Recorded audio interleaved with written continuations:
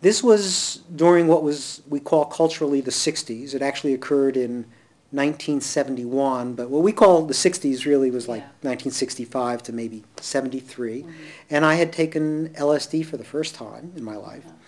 And the experience didn't start while I was on the LSD.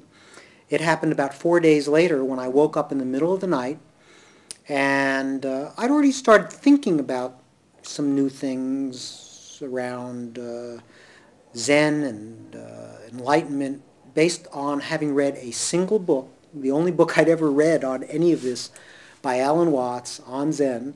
And I came to the conclusion in the middle of the night when I had woken up that I was enlightened, and that I was in fact a reincarnation of Buddha and a reincarnation of Christ. And when I looked in the mirror that was in the bathroom, I put my hand in this exact pose, which I learned later is called a mudra, and I saw my hand giving off a white light.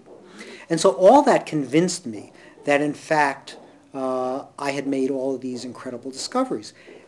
Looking back, over 30 years later, I can say, yes, it was a profound set of discoveries I had made in my personal life, that it was truly my spiritual awakening.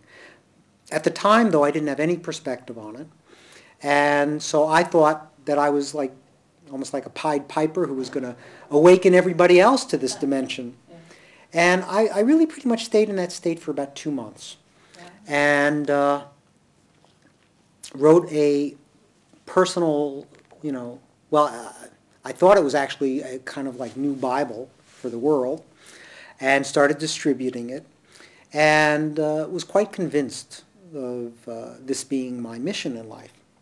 And it's interesting because now that I'm a psychologist and have worked with patients in hospitals and so on, I've seen this exact scenario recapitulated many times. And I think it's actually enabled me to work with this population rather effectively because I'm not put off by that. I feel very connected to that experience and know that it can in fact be valuable.